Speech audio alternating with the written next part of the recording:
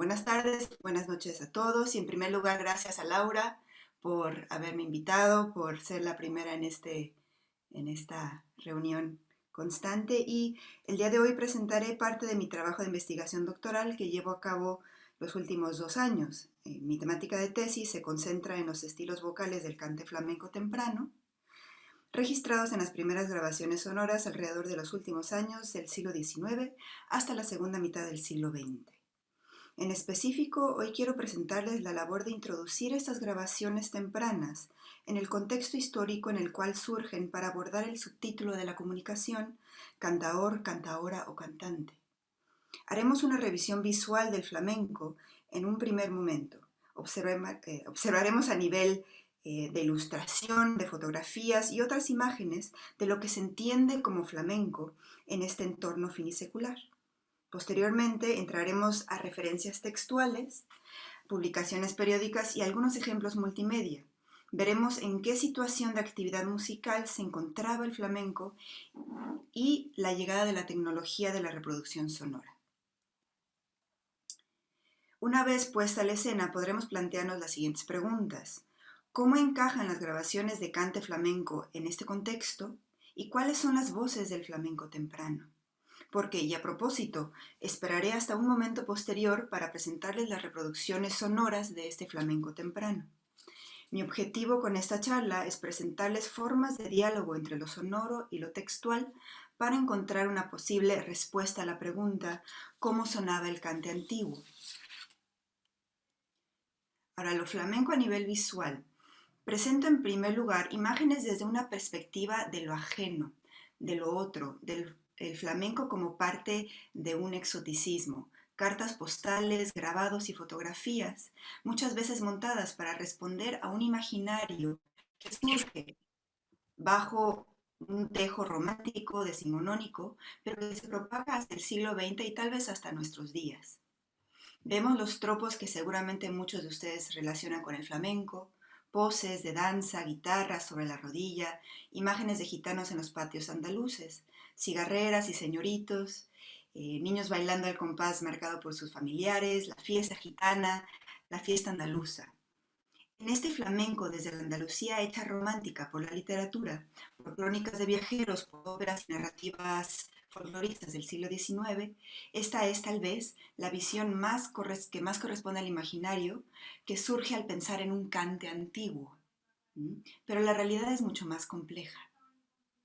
Vemos algunas cartas postales creadas por Émile Bauchy, es catalán me parece, otros ejemplos de una colección de fotografías, estas por ejemplo que están viendo, de un alemán llamado Otto Wunderlich, que hacía labor de pues, ingeniería en España y era aficionado a la fotografía, fotografías de Antoni Esplugas, quien, siendo catalán y cuyas obras aparecerán como parte de la labor de promoción y de espectáculos de flamenco que veremos más adelante en revistas y publicaciones periódicas. Y en estos ejemplos que estamos viendo, la mayoría de las piezas están tituladas como flamenca o como gitana y no tanto especificadas como personajes de la escena de ese momento. También un par de pinturas que tal vez conozcan, una de Sorolla y un poco más adelante, pero esto es también Julio Romero de Torres, que estaba fascinado con el flamenco, ¿no? Entonces, pasamos de lo visual romántico a lo visual un poco más específico, hacia el café cantante y las publicaciones de ese momento finisecular. Nos alejamos de este imaginario creado en parte para entender a los viajeros, de atender a estos viajeros de la época, pero también para cierto público y gustos nacionales e internacionales con una visión de lugares exóticos. Y nos movemos al consumo del flamenco desde los centros urbanos del país. Nos vamos hacia el flamenco a veces llamado de consumo y para esto entramos brevemente a la temática de los cafés cantantes. El discurso sobre la historia del flamenco no muestra mucha claridad en cuanto a los orígenes del género, perpetuando ideas sin fundamentos históricos, pero un punto que sí se puede verificar y sobre el cual existe una amplitud de fuentes escritas sobre su desarrollo es el llamado periodo del café cantante. El lugar público, con mesas y espacios escénicos, en el cual, además de beber, comer y socializar, se ejerce el cante flamenco. Muchas veces este periodo recibe el apelativo de glorioso o de oro y sin duda alguna mucho flamenco reverberó en las paredes de estos recintos. Vemos un par de ilustraciones en pantalla. En este periodo que a grosso modo abarca la segunda mitad del siglo XIX, crónicas describen su participación en fiestas y veladas y aparecen anuncios en las publicaciones diarias sobre algunos intérpretes que resaltan por su fama y hacen acto de presencia en los cafés. Noticias de giras internacionales muchas veces incluirán un viaje largo por las costas americanas, triunfos en Buenos Aires, en México, en La Habana. Tal vez importante mencionar que algunos de estos llamados cafés o centros de ocio nocturno se acercan más a lo que podríamos considerar como una taberna o como los saloons del Wild West, espacio urbano donde se confluyen varios estratos sociales, no necesariamente lo que hoy entendemos como un café. Sabemos de un flamenco que se consume y es un formato bastante lucrativo para los dueños de los cafés, que en ocasiones son ellos mismos intérpretes, pero también sabemos de un aire poco respetable para estos centros de cante, donde tal vez poco café circuló en las noches largas. Es en este periodo que aparecen los primeros intérpretes registrados por la historia del flamenco, por ejemplo, Silverio Franconetti, que ven aquí en escena, en pantalla, habrá mucha tinta que corre sobre este personaje y es un ejemplo de la forma en que se escribe la historia del flamenco temprano, a partir de biografías de intérpretes como él. Lamentablemente no existen grabaciones de este intérprete al cual se le adjudican varios pilares del cante. También en esta época aparece otro personaje llamado el Fillo y tanta reverberancia tiene su forma de cantar que a la fecha existe un adjetivo de la voz afillada. Vemos en las imágenes también tres ejemplos de otros cantadores cuyas voces no tenemos registradas, pero que están dentro de la narrativa, me atrevo a decir mitología, de la historia del flamenco, el planeta en el centro, la trini a un lado y la cerneta a otro. Ahora pasamos a otro tema. En estos tiempos finiseculares, ¿en dónde más aparece el flamenco? Quiero ahora mostrarles unas carátulas de partituras que pertenecen a series de obras que se compraban de manera lúdica para entretenerse en casa, para recrear los aires de obras escuchadas en vivo. El flamenco aparece entre los temas populares en diferentes formatos. Se empieza a complicar el discurso tradicional del cante flamenco, pues parece que se escapó de los cafés cantantes y de los patios andaluces y aparece ahora en hogares urbanos, burgueses, a través del país con estas partituras. Vemos, por ejemplo, pasacalles flamencos, piezas para piano aparecen también en los índices aires nacionales, algunos subgéneros del flamenco llamados palos, como las malagueñas, las peteneras, las soleares. Y bueno, sin querer ahondar en el tema, les comento brevemente que el flamenco está compuesto por estos diferentes palos o subgéneros que se han desarrollado a lo largo del tiempo y se han transformado como el flamenco mismo. Aquí entran los fandangos, las malagueñas, los tangos, las bulerías, que de hecho surgen en el siglo XX, la farruca, el garrotín, los llamados cantes de ida y vuelta, donde entran las guajiras y las vidalitas, pero regresamos al tema, aunque tal vez es importante mencionar que hay jerarquías dentro de estos palos y que cambian con el tiempo y las tendencias y gustos de los palos también cambian.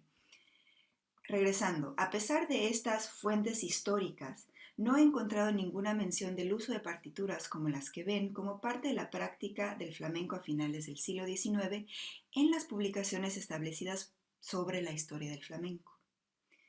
Con este ejemplo visual empezamos a ver que el flamenco está abarcando diferentes formatos de uso y de consumo más allá del café cantante y por lo tanto más allá de lo establecido por el discurso de la historia del flamenco. Recuerden esto, pues se ha revisado a nivel sonoro en breves minutos.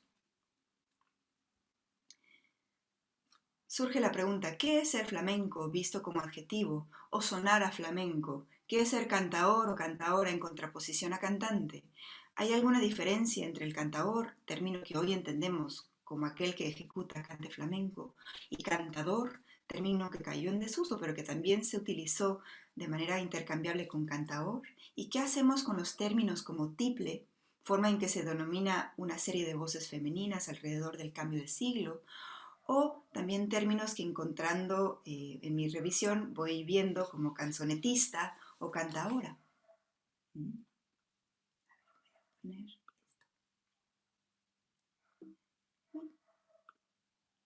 A continuación veremos música e intérpretes que en su momento histórico fueron calificados como flamencos, pero hoy en día no entran en los parámetros establecidos del género.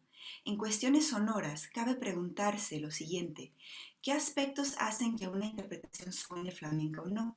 En la pantalla ven portadas de intérpretes, por ejemplo aquí Amalia Molina, quien se sale de la estructura actual de lo que es flamenco, pero en su momento es considerada flamenca, veremos más adelante. Ahora, noticias de las primeras grabaciones de cante flamenco aparecen publicitadas en una serie de revistas y diarios en 1904. Como personajes principales de este llamado magno evento están dos intérpretes de flamenco de los cuales tenemos bastantes registros, particularmente en cilindros. Antonio Pozo el Mochuelo y Encarnación Santiesteban la Rubia son los dos intérpretes que aparecerán en anuncios llamados El Gran Suceso, como ven en pantalla, y en los registros sonoros que se conservan hoy en día se ve que ambos, especialmente el Mochuelo, hicieron uso de esta nueva tecnología de manera constante. Les presento más ejemplos de donde aparecen este gran suceso en el periódico, y estoy hablando de 1904, entonces sí es más como pues un ejemplo de la nueva tecnología y muy distinto a lo que nos esperamos hoy en día. Aparecen muchas publicaciones en esta misma fecha de 1904.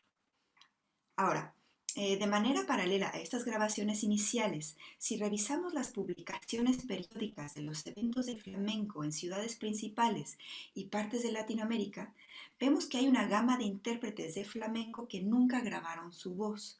Aparece, por lo tanto, una discrepancia significativa entre el flamenco grabado y el flamenco que se ejecuta en vivo. En la pantalla observan 29 registros de cilindros que he encontrado en la Biblioteca Nacional de España desde 1897 hasta 1904. La presencia de estos artistas registrados en lo sonoro no guarda, hasta donde llego a revisar, una relación con la escena en vivo documentada por revistas periódicas. Las grabaciones sonoras de la primera década, tal vez hasta de la segunda década del siglo XX, no reflejan necesariamente la actividad y los gustos o la popularidad de los intérpretes sobre el escenario. Antes de entrar, si a la primera de las dos décadas le quitamos las grabaciones de La Niña de los Peines, que es el fenómeno principal del flamenco temprano, digamos, quedamos con una serie de artistas que ven ahora en pantalla, unos más conocidos que otros, pero que han caído en el olvido histórico, especialmente desde una perspectiva de la historia del flamenco. Si no son conocedores del flamenco, se entiende perfectamente, pero a lo que voy es, mucha de la historia del flamenco, mucha llamándose académica, no conoce lo que ven en amarillo, que son todos los intérpretes de los cuales tenemos registros, fuentes históricas de flamenco, pero que caen del resguardo de la historia del flamenco establecida. Entonces, antes de entrar a los ejemplos, creo relevante mencionar que esta investigación sobre el quehacer flamenco durante los primeros años de las grabaciones sonoras es, dentro de los estudios del flamenco, un tema inédito. Como mencionaba, hay formas y facetas del flamenco que caen más allá de lo establecido por el discurso histórico aceptado. Como ejemplos de ello entran las partituras mencionadas y artistas y obras musicales que escucharemos en breve.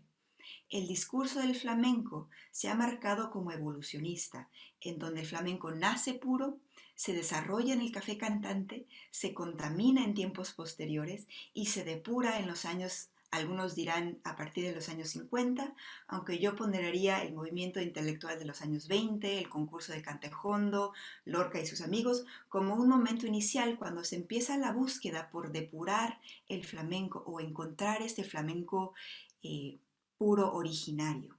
Así que esta investigación que llevo a cabo no solo se sale de las limítrofes establecidas por el discurso flamenco, sino que es transgresora al considerar obras y piezas híbridas o no consideradas flamencas dentro de la narrativa establecida.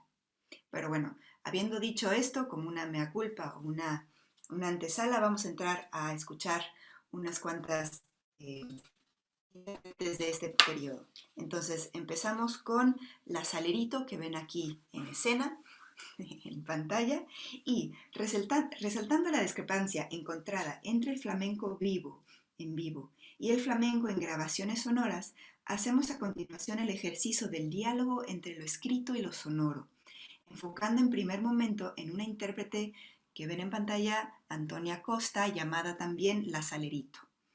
De ella observamos que se le llama cupletista, canzonetista, de aires españoles y también con más detalle lo que dice la siguiente noticia. Antonia Costa es sin duda una de las tonadilleras más brillantes que en este género se han presentado al público de Buenos Aires. La gracia y elegancia que la caracterizan presta doble encanto al género netamente español que cultiva la señorita Costa. Caracteriza magistralmente toda clase de tipos con lujo y propiedad. Es ingenua en los papeles de aldeana, arrogante con donaire de neta española en las majas y tulas, espiritual y mimosa en los couplets más finos, castiza y flamenca en la torera, graciosísima en las gitanas. Vamos ahora a escucharla.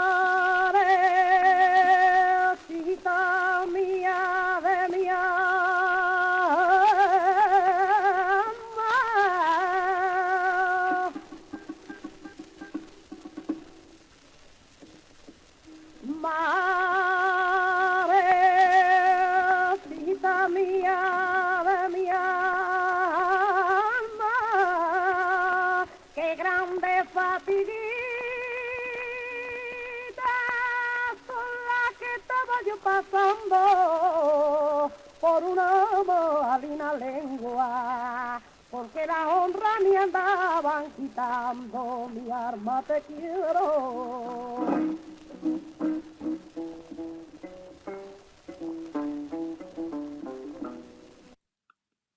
Este es un ejemplo, regresamos a un poco el diálogo y les leo otro recorte de prensa.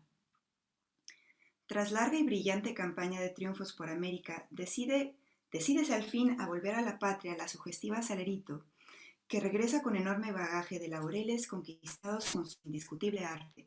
Sabe imprimir sus canciones andaluzas toda la pasión de su alma enamorada.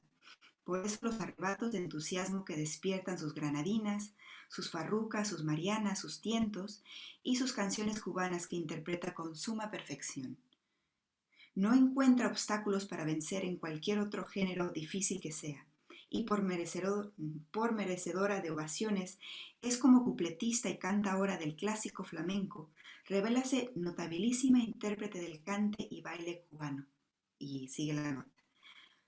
Lo complejo, y hablaré más adelante sobre ello, es que esta intérprete parece que no grabó más que un disco, las Marianas que escucharon y un garrotín, que es el otro lado del disco.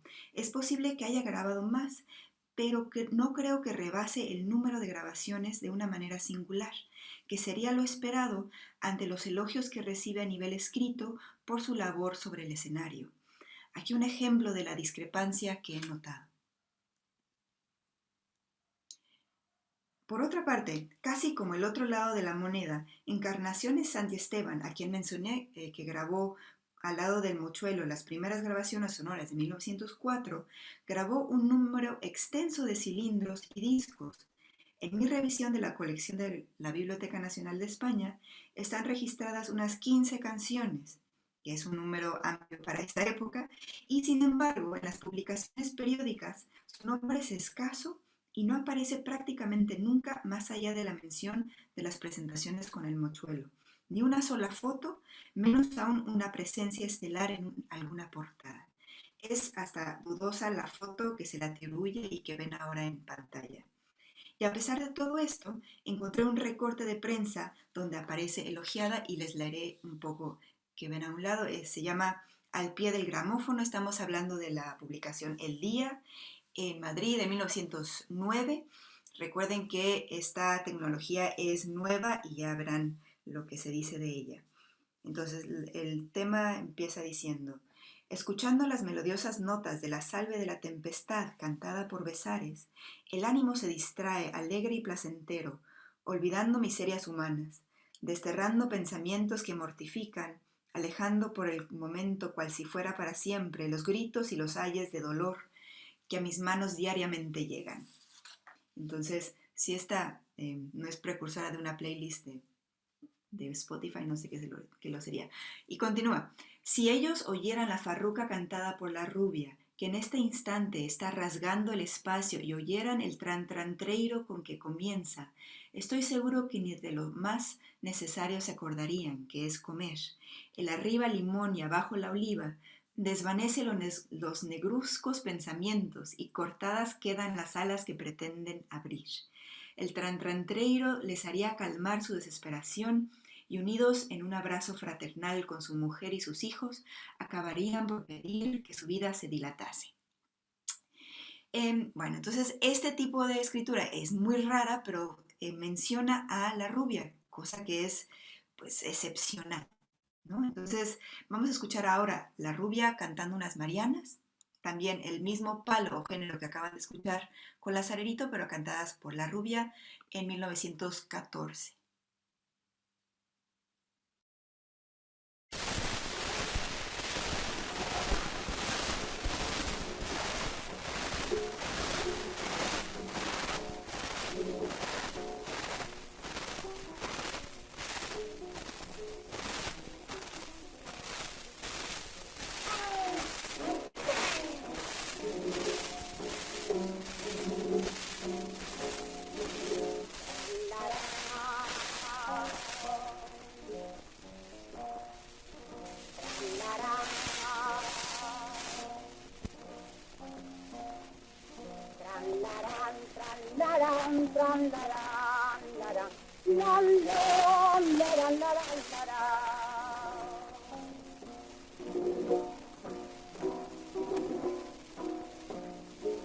Ay, cuando querrá Dios ver cielo,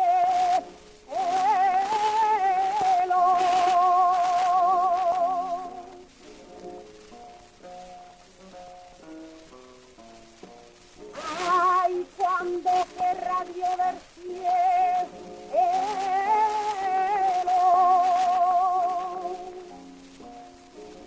que la pascuita gallina viene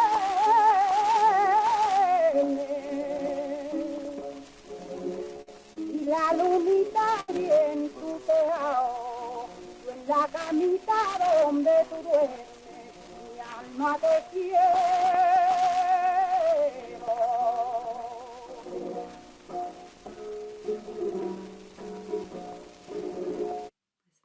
Continuamos para que vayan teniendo oportunidad de comparar las diferentes intérpretes. Y ahora vamos a un tercer ejemplo, que es Rosario Soler. Y en las malagueñas que escucharemos notarán que la instrumentación difiere de lo que se esperaría de un cante flamenco por el acompañamiento tradicional que se espera hoy en día. Y me remito a las portadas de partituras que les mostré anteriormente para reflexionar sobre cómo parte del quehacer flamenco se sale de la norma establecida por un discurso actual y lo que esperaríamos del flamenco. Es aquí donde tal vez empieza a romperse, como se hizo en lo visual, la expectativa de la sonoridad flamenca. Cabe preguntarse, ¿suena a flamenco? Y vamos a escuchar. Estas son Malagueñas de 1912 de Rosario Soler.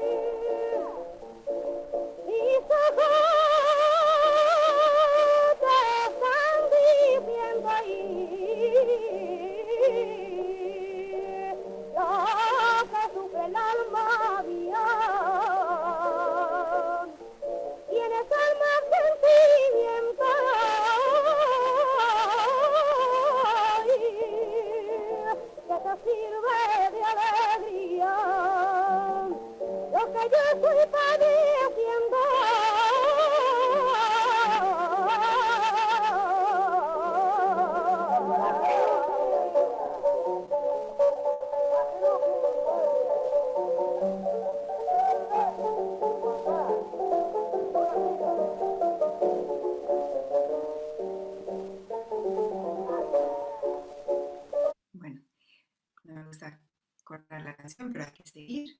Y les cuento un poco de este intérprete que dedicó su carrera principalmente a la zarzuela, pasando de tiple de género chico y llegó, como ven en portadas, a tener reconocimiento y renombre. No se le llama cantaora, se le dice tiple o cantante y graba otras canciones, bastantes registros aparecen en el acervo digital de la Biblioteca Nacional y entre ellas obras de Chapí y otros compositores de zarzuela y de ese llamado género chico que, pecando con una definición un poco reduccionista, podemos llamar como la versión española de los varietés o en importancia en su contraposición a la zarzuela, pues es un género de espectáculo de menor duración, una versión ligera o más pequeña de la grande zarzuela, ¿no? Entonces, ella es otro ejemplo que pueden escuchar, tiene mucho renombre, graba algunas obras que son flamencas o dentro del género flamenco.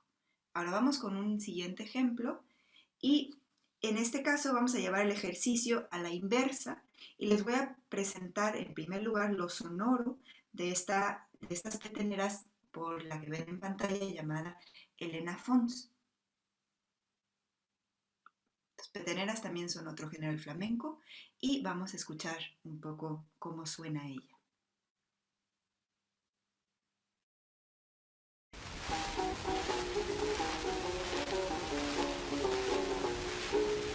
Vamos a ver. Hay que peteneras más preciosas, pero qué bonitas.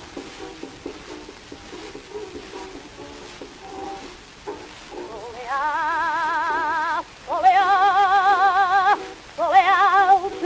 la alma mía. Soleá del alma mía. Yo vengo a verte de noche. Ay, soleá, yo vengo a verte de noche. Porque no puedo de día. Soleá del alma mía. Venga de ahí.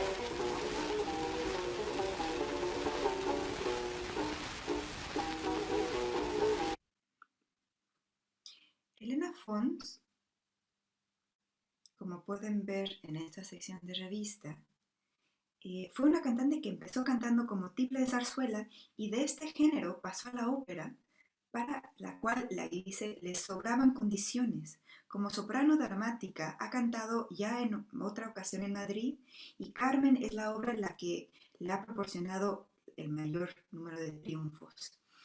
Entonces, básicamente, la que acabamos de Rosario Soler pasó de tiple, bueno, de cantante de género chico a zarzuela, y Elena Font pasa de zarzuela a la ópera, entonces se van moviendo de género y las dos cantan flamenco.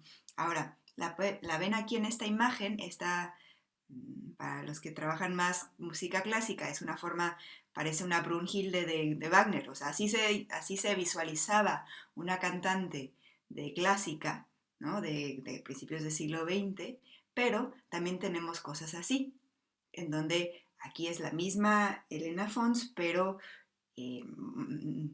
no como wagneriana, ¿no? Entonces aquí la discrepancia que podemos ver a nivel visual podría oírse más a nivel sonoro, como pueden ver, pero en el caso de Elena Fons yo no tengo más ejemplos que mostrarles, ni siquiera yo para escuchar, pero sabemos que ha grabado más obras y sería interesante saber a qué suena su voz cuando canta, por ejemplo, pues obras clásicas o obras de zarzuela, ¿no? Pero bueno, entonces me estoy saliendo un poco del tema. Esos tres discos que ven están en venta. Si alguien quiere comprarse un disco por 50 euros adelante, yo gasto mi dinero en otra cosa.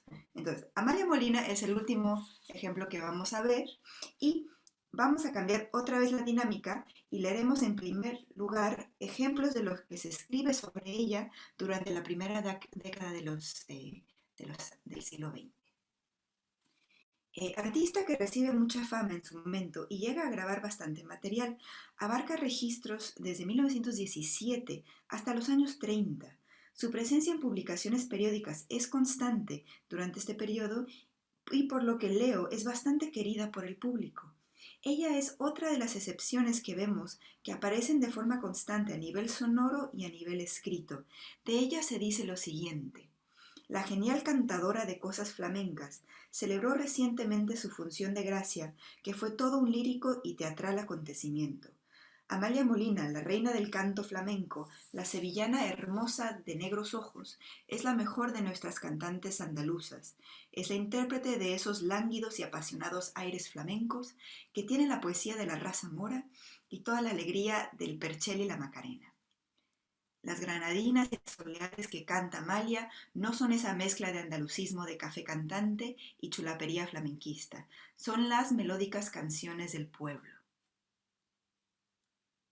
Vamos a escuchar un poco de esta intérprete que tantos elogios recibió en su momento histórico alrededor, sí, de los años 20, iniciando su discografía en 1917. Estas son soleares que ella misma compuso, que está escrito pues en el disco mismo.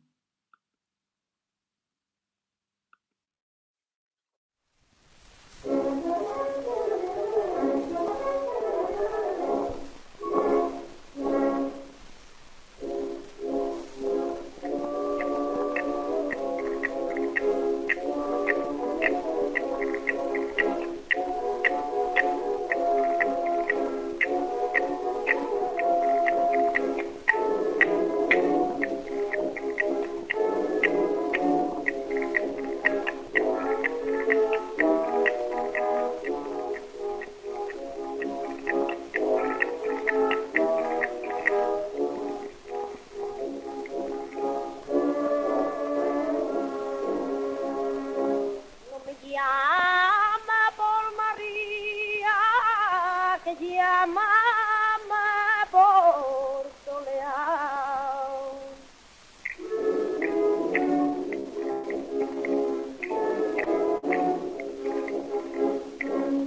No me llama por María, que llama por Soleá. Porque de mar no nace María tan desgraciada, compañerito del arma, María tan desgraciada.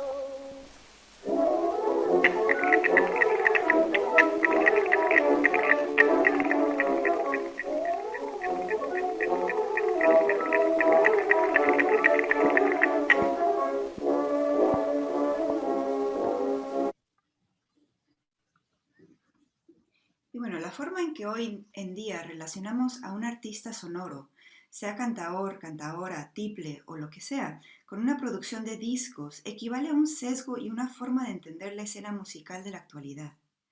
Este binomio de la música en vivo y la música grabada como parte integral de una carrera musical se establece, creo, y por lo que observo, desde el flamenco hasta mitades o finales de los años 20. Durante el tiempo anterior a este fenómeno, observo una discrepancia entre lo que está de moda en la escena del cante flamenco y lo que al mismo tiempo se está grabando. Cabe aclarar que estas no son conclusiones contundentes y señalar que la presente investigación está en su estado inicial.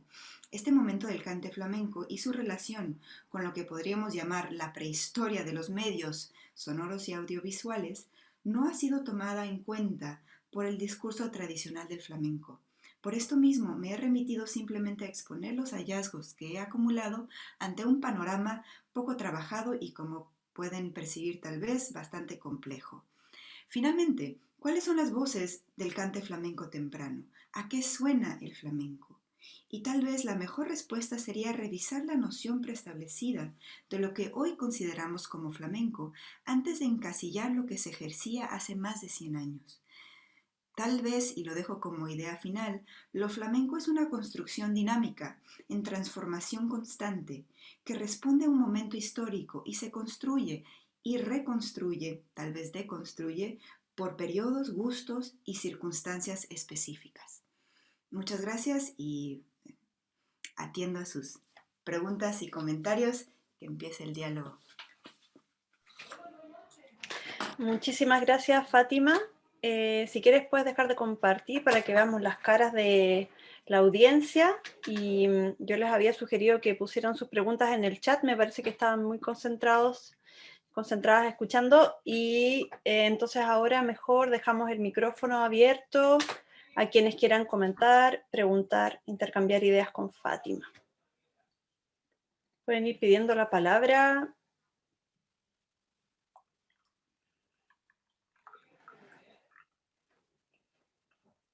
No sé si... No los...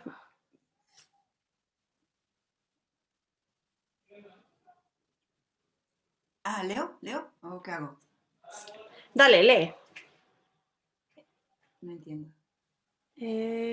Acerca de la enseñanza tradicional oral y tradicional... por música, ¿quiere decir música escrita? No sé si Fabián puede... Sí. Fabián, ¿quieres plantear la pregunta oralmente, tal vez? Aunque sea en portugués, ¿está bien? Ok, muchas gracias, enhorabuena por la palestra. Y estoy pesquisando aquí en Brasil flamenco también en mi doctorado. Y yo trabajé durante muchos años con flamenco aquí en Brasil, con artistas latinoamericanos, y estoy pesquisando acerca de la performance en flamenco en Brasil y particularmente acerca de la enseñanza. Y una cosa que porque yo aprendí por música, ¿no? Y tuve la suerte de aprender también con maestros por la tradición oral. Si eso es una parte de su pesquisa de doctorado, y si tú tienes informaciones porque hoy hay un problema serio con eso, ¿no? Porque la formación de los artistas flamencos no es una formación por música. Pero creo que hay hoy día grandes músicos que conocen flamenco por música, y es una cosa que es una área, una tecnología que ayuda mucho a ganar tiempo, ¿no? Por música es mucho más fácil, creo. No trabajo cómo se ha, digamos que, propagado el flamenco específicamente, no lo he trabajado, y vaya, como has visto, yo soy mucho de trabajar de fuentes históricas, ¿no? El tema del flamenco, y supongo que muchas escuelas formas de música popular, a diferencia de formas clásicas, es que no hay tratados de canto. O sea, yo conozco tratados de canto del siglo XIX, del siglo XX, canto español, canto francés, y así podría ser una opinión. Pero no he encontrado tratados de canto sobre el flamenco. Entonces, vaya, yo he sido muy estricta conmigo misma de solo basarme en fuentes históricas por la cantidad de errores que hay en la historia del flamenco, ¿no? Entonces, sinceramente, no he leído absolutamente nada que me hable de eso. Está la idea de que, pues, cuando empieza la grabación a propagarse, que los mismos intérpretes tendrán acceso a intérpretes que jamás podrían escuchar por la mediatización, pero estas son ideas nuestras. No te puedo decir que en 1910 un catalán escucha un disco del Mochuelo y dice, uy, eso quiero hacer, ¿no? Entonces, no, la respuesta corta es no, no he leído nada. Muchas gracias, muchas gracias. Sí. Claudia tenía una pregunta. Hola, muchísimas gracias. Súper, súper interesante todo lo que nos contaste. Un poco quería contarle a Fabián que hoy en día sí hay conservatorios que enseñan flamenco, que bueno, hoy ya está institucionalizado eso. Por ejemplo, la SMUC en Barcelona. Es cierto que también es muy nueva esa carrera, pero bueno, sí existen. Estaba pensando, Lola, a ver si hay algún tipo de registro sobre los docentes, siguiendo la misma línea de educación, si hay algún tipo de registro de docentes de estas cantantes, porque ya que pasaban de género, me resulta muy interesante eso, cómo accedían a ese repertorio, si era a través de ciertas docentes, que siempre hubo docentes muy conocidos dentro del mundo del canto, aunque no sea una institución. Again. Yo no he leído absolutamente nada. No, no, ¿qué pasó? No, Perdón, quizás es mi no, conexión. no sé ¿Se cuál es el escuchó error. algo? Lo único, sí, se escucha Ah, bien. perdón, ¿Me oís bien? perdón. Sí. Lo único que por puro, tal vez, en una de de las publicaciones veo que la Salerito le enseñó a Amalia Molina. Dice ahí, no sé qué de Amalia Molina, pero es la única frase que yo he visto. Me remito a, yo estoy dogmática en que si no está escrito en algo que parece de 1900, no es cierto. Entonces, es lo único que yo sé. Eh, la fluidez, y esta palabra es de Lénica Reyes, la fluidez de los intérpretes de principios del siglo XX, de zarzuela opereta, no sé qué, eso se usa mucho. Pero su educación, desconozco si hay fuentes sobre cómo, y honestamente tampoco lo he buscado, tal vez sí lo hay, ¿no? No sé, otra vez. Muchas gracias. Gracias. ¿Alguna otra pregunta, comentario? Juliana. Hola, Hola. sí, hola, muchas gracias. Pero primero una pregunta así básica. ¿Fátima Lola o...? Me llamo Dolores Fátima, entonces Ok, cuando canto soy Lola, cuando hago ok, academia soy Fátima. ok, No, espérame. entonces te voy a Sí. decir Fátima.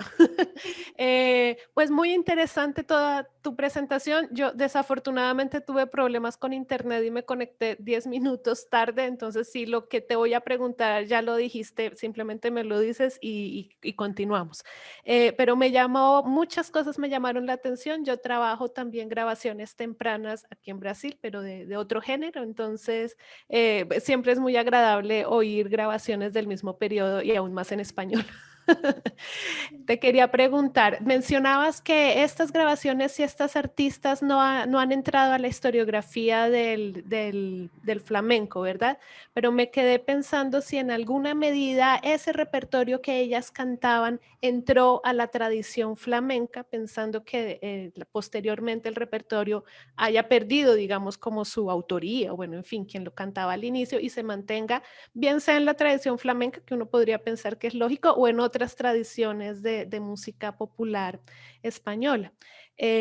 También te quería preguntar si, en principio entiendo yo que la impostación del canto flamenco, que tiene un volumen al menos el que conozco en la actualidad, no sé, a principios del siglo XX, se prestaba divinamente justamente para ser grabado en cilindro, que necesitaba de una potencia, y después en disco.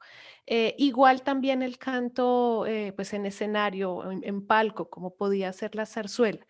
Independiente, digamos, de esa característica que pueden tener en común, ¿tú sientes alguna otra particularidad que pueda tu oído diferenciar entre un estilo, digamos, perteneciente a una tradición, como sería el flamenco, y otro estilo como el del teatro de variedades, quizás, donde tal vez la zarzuela se movía con más facilidad? Eso, gracias. Sí, muy buenas tus preguntas. A ver, entonces empezamos lo de los palos.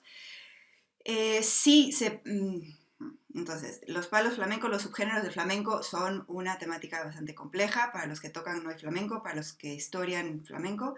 Por ejemplo, escuchamos marianas, ¿no? Y las marianas hoy en día no están en boga, no se cantan. Otra canción que tiene la salerita es un garrotín. Actualmente el garrotín más bien se baila y no se canta tanto, se ve como algo casi caricaturesco que un cantador cante garrotín, se ve algo como anticuado. Las malagueñas se han transformado a como se cantaban a principios del siglo XX a como se cantan hoy.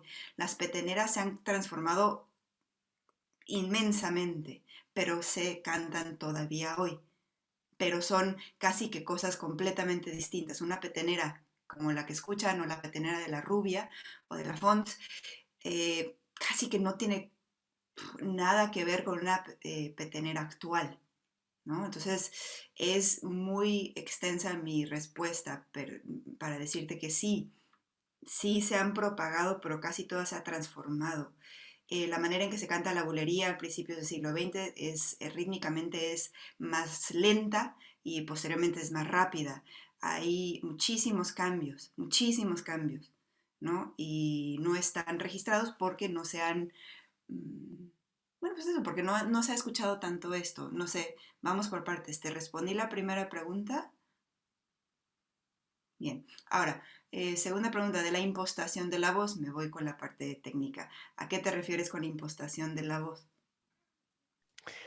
Sí, perdón si el término no es exacto, pero me quiero referir a al mecanismo vocal y corporal que usan las cantantes para colocar proyección y volumen en su voz, en principio me imagino para llenar un teatro, como en el caso de la zarzuela, o para tener volumen en un tablado, como me imagino en el caso del flamenco.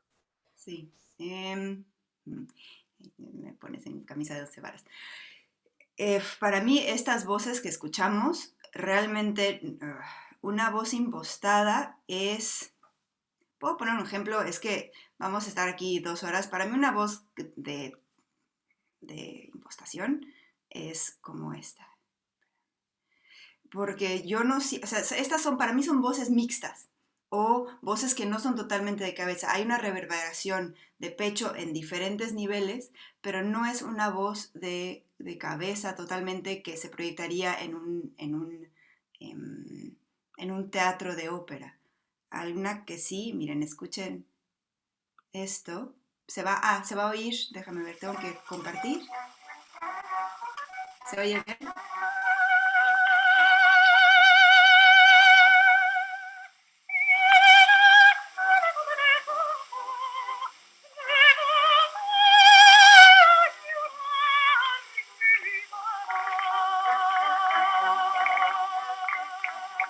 Esa para mí es una voz impostada o una voz de soprano, ¿no?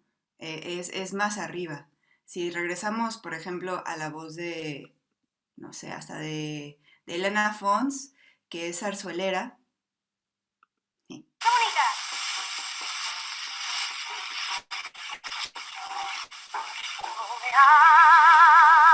Es aquí, pero es muy de pecho.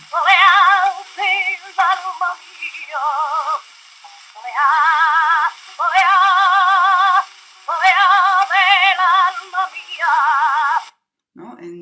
Vaya, es un tema complejo, tampoco esto lo voy a trabajar honestamente, con cantantes profesionales porque no es tan fácil, ¿no? Decir, pero para mí son formas distintas de cantar y una soprano suena soprano y suena a voz de cabeza principalmente, ¿no? Habría que ver un poco, y me imagino que Claudia tienes algo que decir, pero bueno, este tema es como de los últimos que voy a trabajar porque es muy peleado. Y lo que dices de que las voces son escogidas para que resuenen más dentro de las grabaciones, eso lo veo, por ejemplo, en las voces de hombres, ¿no? En mujeres no he visto tanto este tema, pero sí hay una tendencia en las voces masculinas del flamenco temprano de ser voces más agudas, eh, casi con falsete muchas veces, y sí se escribe sobre clásica que las voces de barítono o de mezzo no son grabadas tanto. Pero yo no he visto que una flamenca no grabe porque tiene la voz grave. Perdón. Sí. Fátima, quería retomar un poco la pregunta de Juliana.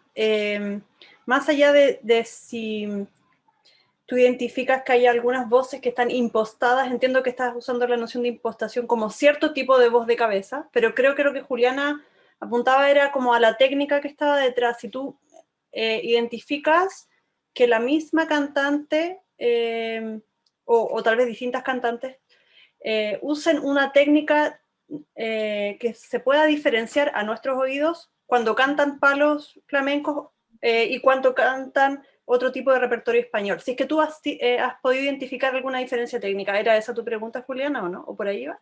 Ah, perdón. Sí, pero igual la otra respuesta estuvo muy rica, entonces gracias. Esa es buena pregunta. O tal vez no, pero... No he hecho investigación. Mi intuición es que, bueno, y igual, si tienes una profesión de cantante, tu técnica es una. Puedes usar ciertos recursos, que es otra cosa, pero cambiar tu técnica o tu forma de, o sea, puede ser que uses más, por ejemplo, yo percibo tal vez que la petenera de Elena Fonsalve sí está reverberando más unos graves, que quiere hacer sonar la voz más terrenal, más terrenosa, pero de ahí a decir que cambia su técnica, no lo sé, ¿no? Yo tengo otra pregunta, después voy a abrir de nuevo el micrófono para otras intervenciones. A mí me llama la atención, no tengo muy elaborado, es una intuición. En el último ejemplo que mostraste, que creo que repetiste, que había estado también en tu presentación, creo que era Elena Fons, no estoy segura, me llama la atención que hace como unos cambios en las vocales, como wow, unas cosas así. No sé si es algo específico de esa grabación o tal vez se repite, o no sé si solo yo lo escuché así, pero me llama la atención ese gesto como de cambiar la vocal. Ay, no sé a qué te refieres. ¿Nadie más lo escuchó? ¿Soy yo? Ejemplo. Está bien. Creo que en este último ejemplo hay unas, como que ciertas vocales abre o achata la voz, no sé tampoco técnicamente cómo se hace, pero hay unos cambios tímbricos con las vocales que me llamaron la atención y no sé si serán específicos de este ejemplo o tal vez algo que pueda ser recurrente. Sí, bueno, ahora que lo dices, el flamenco sí he escuchado como que redondean modulación las de formato, vocales, tal cual. ¿no? Pero no acabo de saber a cuál te refieres. Sí, sí redondean vocales, sí hacen sí hacen ese juego, pero ya no me acuerdo. A ver, ¿es esta? ¿Era con orquestación, pues, la versión? ¿O era...? La verdad es que no lo recuerdo, pero si quieres después te lo pregunto y demos espacio a que otras personas comenten si les parece.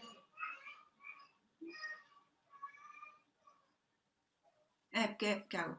Sí, ¿Leo? Paula quiere comentar algo.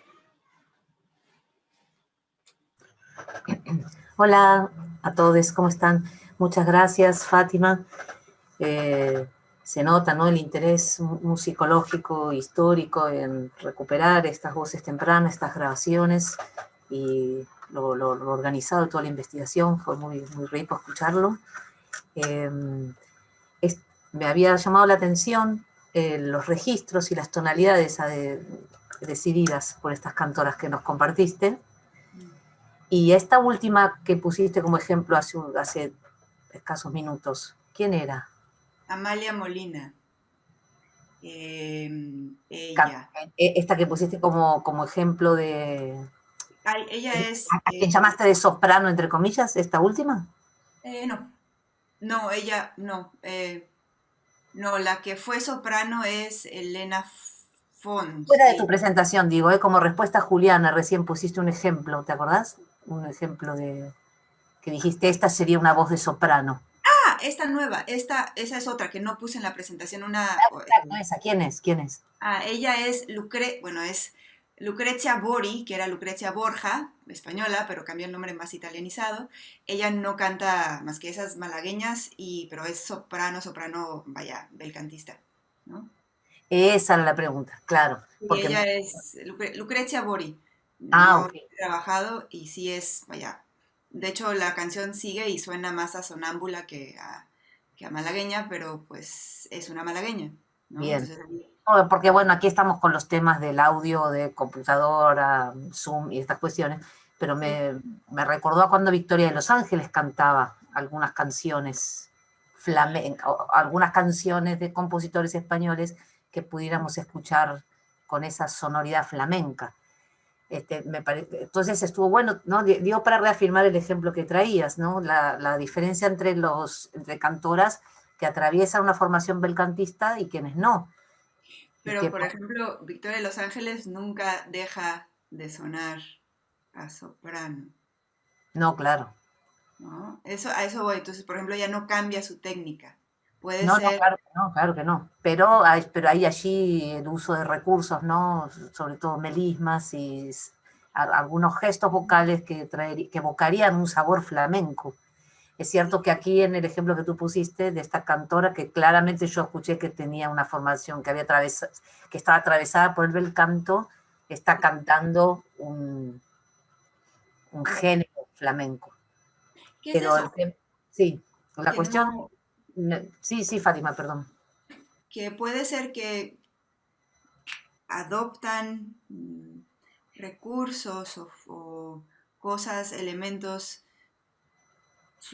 como adjetivo flamencos, sin perder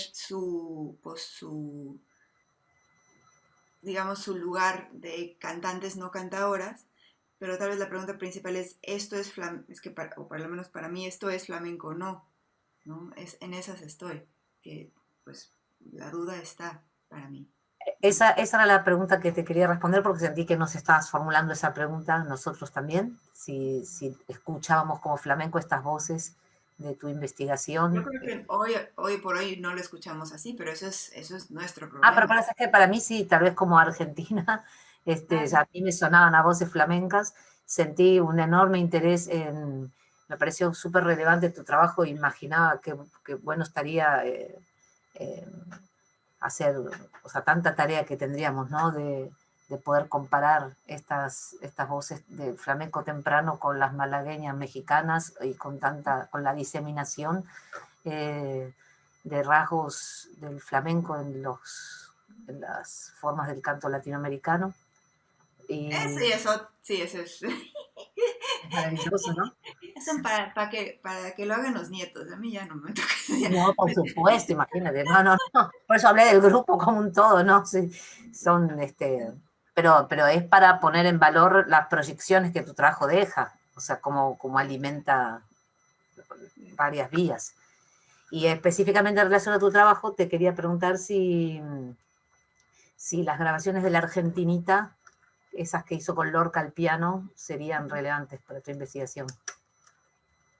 Por ejemplo, ahí yo creo que mi punto final va a ser 1922. Lorca, y hay un movimiento purista del cantejondo de buscar. Ella canta, aparte, ella canta canciones populares, le dice, o sea, ella canta Los Cuatro Muleros, no canta flamenco, creo. Ay, no sé, no me acuerdo qué. Sí, está esa vez o sea, no canta lo que consideramos como Estuve teniendo flamenco. esas grabaciones de las recopilaciones de Lorca y las Esas son canciones transcripciones y populares. armonizaciones de Manuel de Falla, sí. Sí, Las bueno, Moritas de Jaén, Anda Jaleo, ¿no? sí, pero Tú esas, no considerarías que eso es flamenco. sí, las de Falla son las 7 populares, esas no sé si las canta, pero canta y graba con Lorca al piano y esas canciones, uy, pues no las había considerado como parte de mi repertorio. Ah, está, perfecto. Solo porque me llamó la atención que siendo una cantante de esa misma época, su modo de emisión era bien otro, ¿eh? Más parecido tal vez a las primeras cantantes del tango aquí. Sí, es una voz popular más como capretina, un poquito con una... Y sí, es voces de género chico, menos, pero no... Sí, o sea, no es exactamente una voz que he trabajado como para decirte dónde la No, por categorizaría. eso me llamaron mucho la atención estas voces que trajiste. Fue muy, muy bueno, gracias. Sí. Bien, aquí hay varias preguntas en el chat. Primero hay una de Laura que está en portugués. No sé si, Fátima, la quieres leer o la misma Laura lo puedes decir para que la escuchemos incluso en portugués. Y Espérame. Laura, si quieres puedo traducirla. Dale, sí, para que quede la grabación. Ok.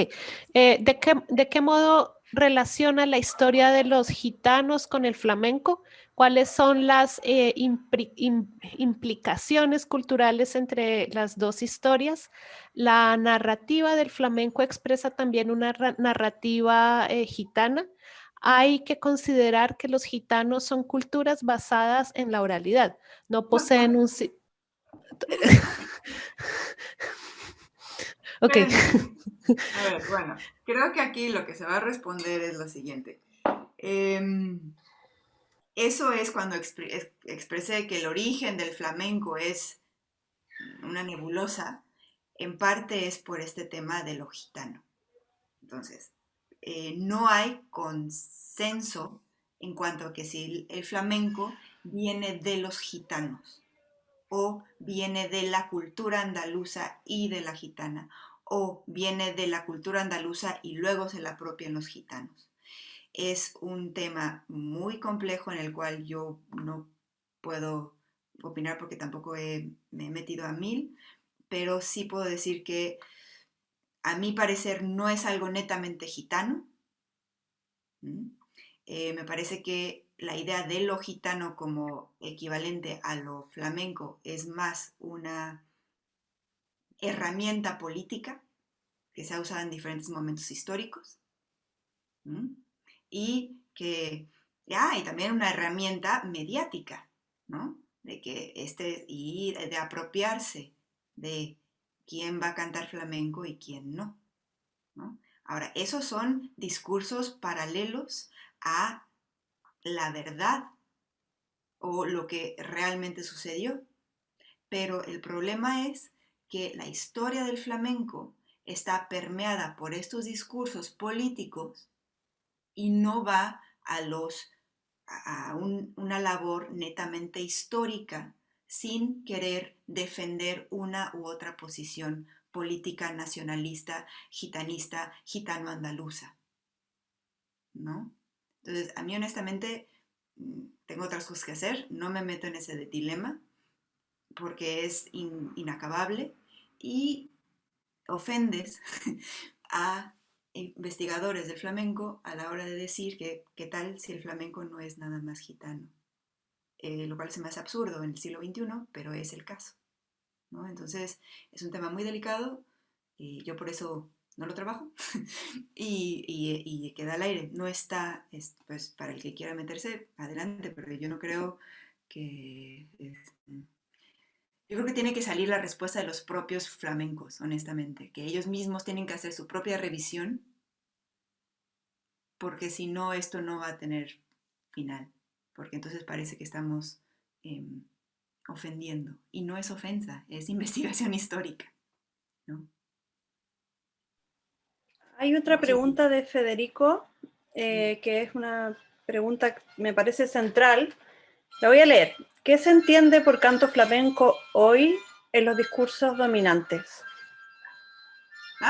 Bueno, eso hasta lo podría responder Fabián, pero pues, ¿qué se entiende como cante flamenco hoy? Pues lo gitano. Se entiende como lo que es rasgarse la garganta. El flamenco a partir de los años 50, en un poco un tema político, se vertió en una forma, en unas familias, en unas estructuras andaluzas, familias específicamente, de quiénes son gitanos y quiénes no, ¿no? Entonces, hasta la actualidad, mucho del flamenco es estirpe. Si no me creen, pues vayan a Amor de Dios, y son generaciones, ¿no? Y como sucede en muchas músicas populares, si tú vienes de que tu papá y tu abuelo y tu bisabuelo fueron flamencos, más importancia te da a ti, ¿no? Entonces el flamenco que se maneja hoy en muchas ocasiones es de estirpe o de genealogía. Y todo aquel que se sale de esto, por ejemplo, hay todo un fenómeno del flamenco en Japón y es muy fuerte, pero han tenido que romper paredes para demostrar que sí pueden cantar con que le llaman pues duende, este desgarramiento personal. Hay un concepto de que el flamenco tiene que casi romperte las cuerdas vocales, desgarrarte tú, que se rompa la guitarra y que se rompa todo lo que está en el escenario para tú mostrar esta idea se ha anquilosado mucho, se le da mucho valor. Vaya, yo lo veo en el escenario, en el tablao, ¿no? Y yo creo que eso ya es una exageración. Pero un cantaor actual, y bueno, las escuelas no sé cómo lo estén trabajando, pero si lo ves en escenario, ¿cómo se llama? La que canta en el alto del cerro del Palomar, esta es hija de un gran cantaor.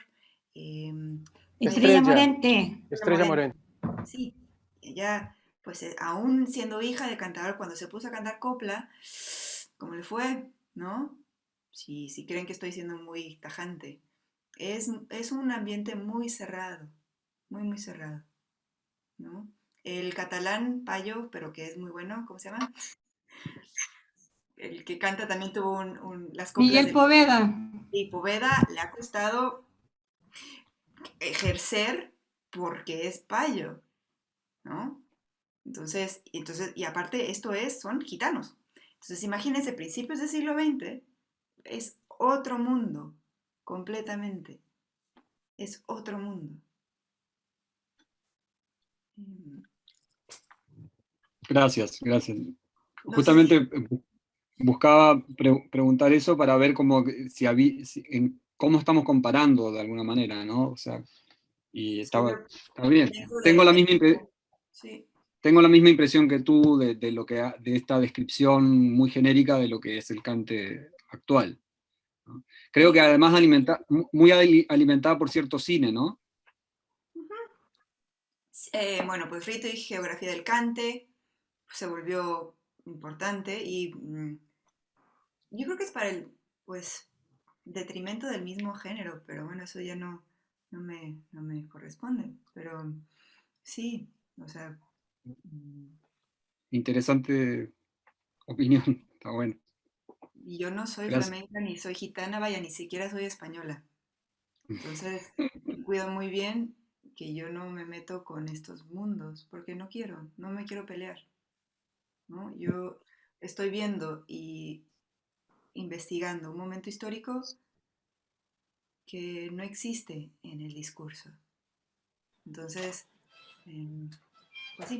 Fátima, quería aprovechar que mencionaste de nuevo este asunto de lo histórico para desviar un poco la conversación, no tanto sobre la voz y su estética y su técnica, para pensar en términos históricos. Esa preocupación por una ausencia en la historiografía de estas voces o de estas personas, no solo de estas personas en particular, sino que de la grabación en tanto práctica, que según lo que tú nos has mostrado, ha sido sistemáticamente omitida de la historia del flamenco, y también mostraste algunas partituras, lo que me hacen pensar, claro, guardando todas las diferencias, en el paralelo que puedo encontrar en la historia de la zamacueca chilena, que es más o menos contemporánea al flamenco, donde también existen distintas prácticas que usan este nombre, este término, zamacueca, con mayor o menor sistematicidad, con mayor o menor exactitud o grado de precisión. A veces se usa un término de manera muy laxa y otras veces es para describir algo muy específico. Entonces, claro, en términos de investigación, podemos partir de la base de que es necesario o incluso pertinente solamente hacer una historia de todo lo que se llamaba flamenco o una historia de todo lo que se llamaba zamacueca, que por ejemplo en mi caso he tratado de contribuir poniendo en la historia de la cueca y de la zamacueca lo que eran las partituras, que son similares a las que tú mostraste, pero claro, y eso abre otras posibilidades de analizar cómo sonaba, dónde se tocaba, pero el peligro que tiene al mismo tiempo ese gesto es pensar que hay una historia o que hay un flamenco, ¿no? ¿Qué pasa si pensamos que los flamencos que se grababan era realmente una práctica distinta, que a lo mejor usaba el mismo término, pero que no necesariamente dialogaba tan directamente con el café cantante? No sé, estoy poniendo preguntas sin una dirección muy clara, pero ¿qué pasa con esa posibilidad? Por ejemplo, hay obras que se llaman farruca, que se llaman soleares, que las escuchas, no tienen nada que ver con lo que... O sea, ya no solo no es la interpretación, sino que armónica, musical, melódicamente, son otro mundo. ¿Qué hago con eso? Eso, por ejemplo, yo no sé qué hacer. El tríptico de Turina, donde hay una farruca, que te hemos hablado antes, es hermosa. Sí hay un momento al final de la pieza donde hace una falseta, un giro hermoso vocal, pero es sopranístico. Se asemeja a la forma en que una cantadora haría un final, pero todo lo demás no tiene nada que ver con una farruca. ¿Es flamenco? Eso ahí yo no sé, porque se denomina tal, o hay, pues sí, hay diferentes obras escritas con esos nombres que no, o sea, no solo estoy siendo cerrada mentalmente, porque no tiene nada que ver, no sé qué hacer, y ahí sí yo no sé qué hacer, no sé qué se pensaba en ese momento, y no sé cómo encasillarlo, no sé qué hacer, y en ese sentido no sé, pero dejarlo fuera sería un error, que es lo que hemos hecho hasta ahora, ¿no? Yo creo que sería importante ponerlo y poner la diferencia catastral que hay, pero poner que esta pieza la han llamado, soleares. Existen las soleares o los soleares en el mismo tiempo cantadas así, y esta pieza orquestada suena así, ¿no? Se me ocurre. Honestamente también para abrir un poco para los intérpretes las posibilidades y para los historiadores, ¿no? Digo, el mejor ejemplo que tengo es como si pensáramos que la conquista o la llegada de Colón y solo tuviéramos los registros de Cristóbal Colón y todo lo demás no existe. Así siento a veces que estoy leyendo la historia del flamenco, como es una sola versión y hay más, ¿no? Verlo un poco crudo así, de que hay más, se me ocurre. No sé si respondí. ¿Qué más? Sí, Lisette tiene una pregunta. Sí, bueno, no sé si es exactamente una pregunta, es creo más bien un comentario.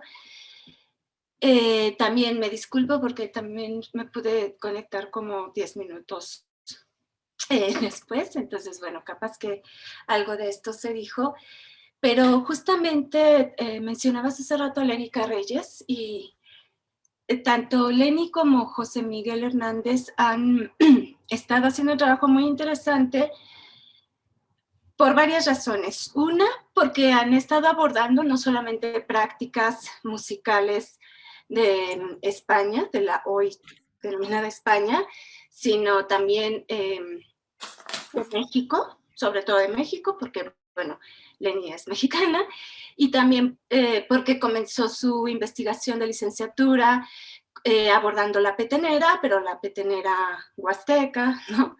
Y José Miguel, por su lado, trabajaba petenera en España. En aquel entonces les llamaba preflamenca, que afortunadamente es un término que ya no suscribe, por ejemplo, ¿no? Pero bueno, a partir de esto, y también como de la analogía etnográfica, digamos, de ver lo que pasa con una enorme cantidad de expresiones en culturas de tradición oral, en donde esto que comenta Fátima con su corpus del pasado, digamos, es algo que pasa también con el corpus del presente etnográfico, ¿no? Y que yo también he podido atestiguar. O sea, que en algún lugar a algo le llaman minuete y en otro lugar es un canario y en otro lugar es una danza y al revés, ¿no? O sea, es decir, la relación nombre, sintagma musical y demás es muy complicada y tiene mucho que ver con los usos que la gente hace de eso y demás. Bueno, eso es algo que los que hacemos sobre todo etnografía nos topamos, ¿no? Frecuentemente con eso, pero también a partir de una recopilación ingente de documentos que han llevado a cabo, ¿no?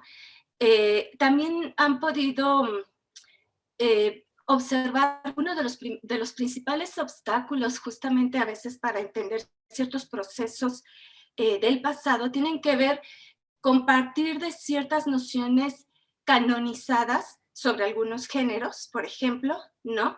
O sobre algunas prácticas, un poco lo que decía Fátima, ¿no? Y desde este lugar intentar interpretar o juzgar justamente las otras, ¿no? Entonces, han podido también observar que por más que, digamos, las culturas o la cultura hegemónica insistiera en separar espacios y prácticas y qué sé yo, en realidad la fluidez entre unos espacios y otros era muchísimo más intensa. Y no solamente en términos de que las personas podían transitar, sino incluso en el tránsito de partituras, ¿no? Porque normalmente se asume como espacios de oralidad, ¿no? Incontaminados de la escritura y al revés, y en realidad esos intercambios son mucho más complejos. Entonces, bueno, eso es un comentario que creo que un poco eso que Fátima expresa como, bueno, pero todo esto es como demasiado grande, sí, ¿no? Como que se requieren equipos de personas para poder abordar como todas esas expresiones, tanto de un modo sistemático como comparativo, digamos, ¿no? Pensando siempre también en de qué maneras, o sea, que hay que tomar en cuenta también los contextos que se apropiaron, digamos, de ciertas prácticas para entender también los otros desarrollos, ¿no? Que fueron sufriendo. Pero a veces el principal obstáculo son las categorías con las que operamos, ¿no? Sí, es lo que digo. O sea, hablaba con Julio, mi director, en la tarde, creo que nosotros somos el problema, porque queremos crear historia, ¿no? O hemos creado historia, ¿y a partir de qué? O sea, la idea, y bueno, nadie la ha mencionado, pero es impactante que yo no había caído en cuenta que mi idea de un músico tiene discos, por lo tanto, los primeros discos son los mejores músicos porque tienen discos, ¿no? Entonces, la idea que nosotros tenemos hoy del músico en escena y músico en grabación, ese binomio que digo que es como obvio para nosotros, no existe y llevo, vaya, años, y es la fecha que hasta ahora me había percatado realmente de que no, el medio el uso mediático de la grabación se establece posteriormente y ni siquiera la primera década del siglo XX yo no creo, o sea, los cilindros se usaban como o sea, para las grabaciones de las oficinas y las secretarias. El uso real de la grabación como algo musical viene después y el uso dentro de la sociedad viene después. Entonces, cosas básicas así, estamos hablando de 100 años. 100 años, 100 años, es nada. Entonces, ser humildes en el sentido que sí, tenemos mucho por abarcar y también nuestras propias limitantes a cómo entendemos nosotros los medios. O sea, cada año hay un nuevo iPhone. En esa época del cilindro al disco, ¿cómo habrá sido su reajuste? O, cosas así, ¿no? Y lo que hace fascinante la labor, ¿no? O sea, también. El otro problema muy fuerte del que también tengo noticia es la espeluznante fuerza de los mitos que se han impuesto justamente en el medio flamencólogo, ¿no? O sea... No, y ahí conozco, o sea, a Lénica y a José Miguel los conozco. Ellos son, o sea, entre los dos no sé cuántas tesis doctorales llevan. Entonces, para mí son la eminencia en este tema. Pero a diferencia de ellos, no, mi vida no es tan académica y no pienso quemarme las pestañas así. O sea, honestamente. ¿No? Por eso no me meto con los temazos que tienen ellos, pero sí quiero dejar una huella de cómo hacer una investigación, eso, honesta, digna y con fuentes históricas, ¿no? Es lo que se puede pedir y es lo único que puedo hacer. No voy a resolverles el ego a los flamencólogos, ni me voy a acercar, pero voy a hacer una labor que a mí me parece digna pues sí, de historiadora, de musicóloga, ¿no? ¿No? Es lo mínimo, lo único. Juliana. Gracias.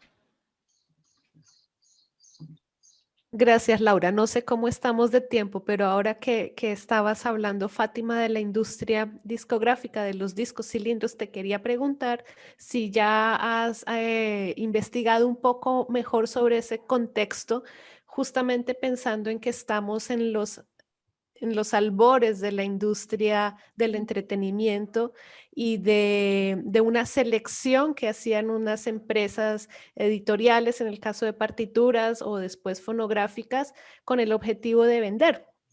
Sí. Y que se elegían unos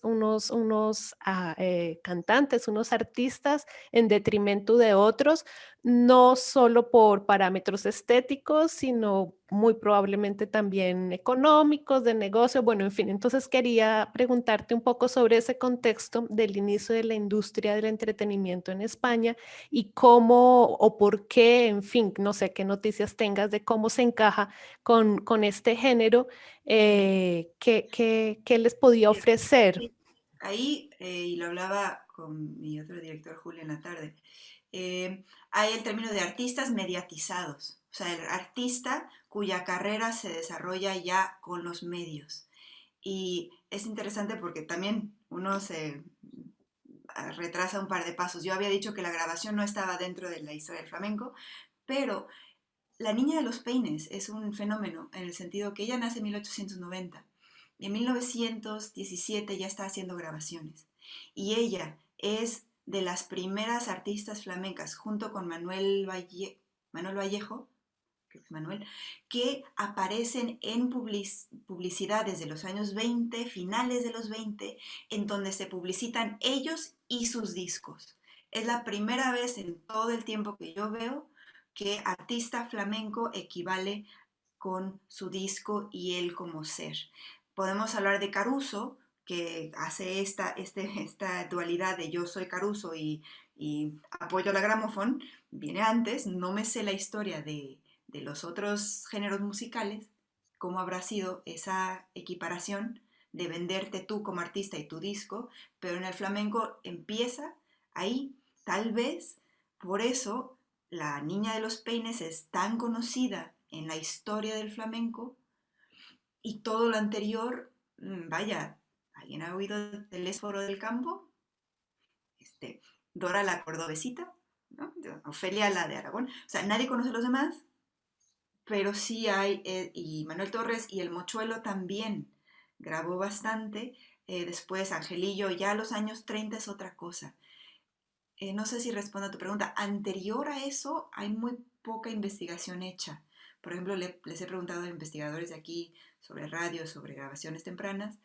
Se sabe poco de dónde grababan, qué instituciones, qué pasó con las disqueras. Hay un libro solo sobre la Sonophone Company, que fue la primera compañía de cilindros en España, donde se grabó mucho flamenco. Pero fuera de ese libro de Antonio Ita Maldonado, no hay mucha publicación que yo he leído sobre los medios iniciales en España, no la hay. Te lo preguntaba porque según lo que indica, así como la historia de esa grabación temprana, las personas que tienen máquinas fonógrafos para grabar cilindros apuntan a los grandes éxitos ya de una vez y no es muy diferente con los discos. Entonces un artista que tiene éxito en un palco es la primera persona que llaman para grabar cilindro porque es un cilindro que ya va a tener un público, es decir, no voy a, si quiero vender... ¿En qué género estamos hablando? Entonces, no es en un género en particular, sino en historia de la fonografía temprana. Es lo que se ha dicho. No necesariamente tiene que ser eso para todos los géneros, pero dentro de la historia de la grabación se observa que cuando un artista es grabado, sobre todo en la época temprana, es porque hay alguien que percibe que puede haber una ganancia al grabar y vender. Entonces, los ingenieros de sonido, los técnicos de sonido, cuando llegaban a la ciudad, primero iban a los cafés cantantes y a los teatros para saber cuál era el repertorio que más público llamaba, cuál era el artista que más aplausos recibía y se pensaba en ese como para invitarlo a grabar primero. No siempre el artista aceptaba grabar, en fin, sucedían cosas por el camino, luego entonces no necesariamente las grabaciones que nos llegan fueron de los más aplaudidos, pero sí se usa como un índice, digamos, de popularidad. Entonces llama la atención que justamente existe un discurso historiográfico que pone el flamenco como algo de tradición oral, ajeno, digamos, al mundo del entretenimiento, y tú traes hoy unas fuentes históricas de partituras y de discos que mal que bien alguna relación tuvieron con esa industria temprana. Entonces te lo preguntaba como en ese sentido. A ver, entonces, tengo entendido que, por ejemplo, a nivel zarzuela y ópera, hacían giras.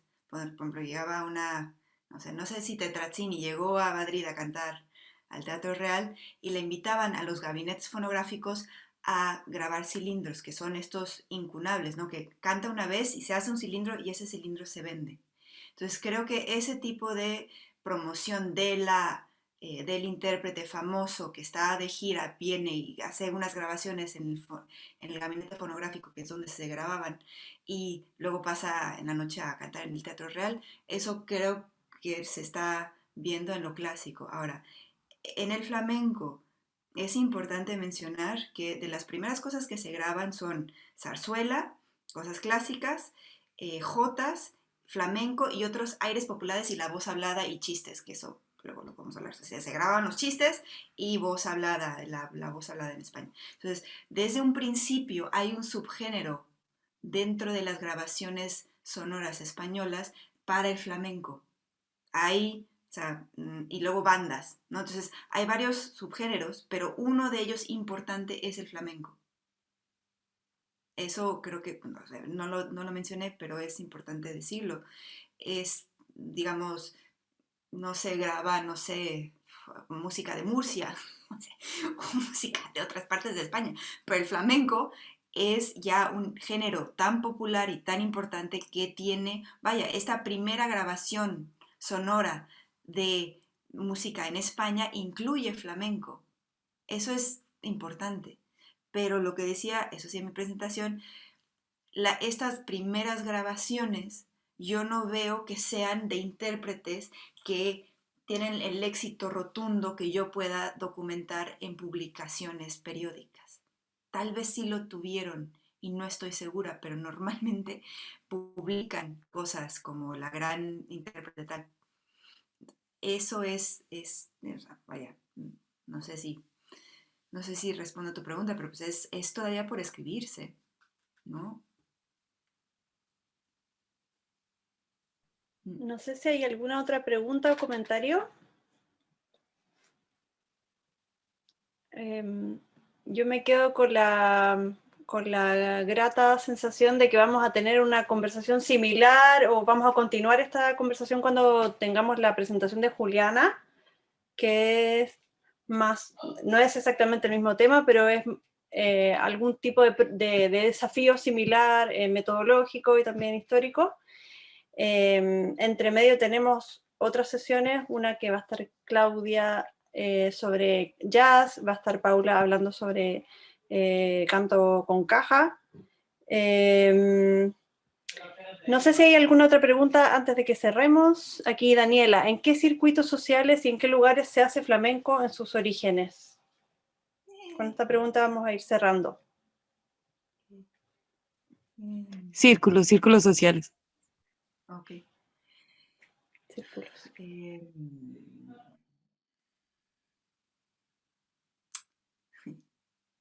Una de las teorías es que el flamenco siempre fue hecha para el turismo. El siglo XIX tuvo una gran influencia del romanticismo, en donde había muchos viajeros. Entonces, en los patios andaluces se hacía música y de repente llegaban unos foráneos y esos integrantes de los patios andaluces vieron que podían cobrar a los foráneos por entrar a las fiestas. Entonces se empieza a perfeccionar el arte. Lo típico es que al principio todos cantaban, bailaban, tocaban, hacían todo. Y poco a poco uno se vuelve más cantador, otra se vuelve más bailadora, otra no afina, entonces mejor la ponen a tocar otra cosa. Y se empieza a profesionalizar. Entonces, esta es una de las teorías que a partir de un fin lucrativo, ¿no? Y esta teoría va en contra de lo propuesto simplemente con el tema, el título Rito y Geografía del Cante, en donde el cante originalmente es un rito, como si fuera, no sé, un powwow de los navajo, ¿no? Entonces, a mi parecer, en mi opinión, en lo que yo he leído, el flamenco desde un principio tiene cierto dejo de no de ritual hermético ni cerrado, aunque el discurso tradicional dice que el flamenco surge en un espacio social hermético y cerrado. Para darles un pequeño ejemplo de la dicotomía drástica entre el flamenco surge como un rito o el flamenco surge para unas monedas extras por el rubio que acaba de pasar por la cuadra. ¿Cuál de las dos historias quieren?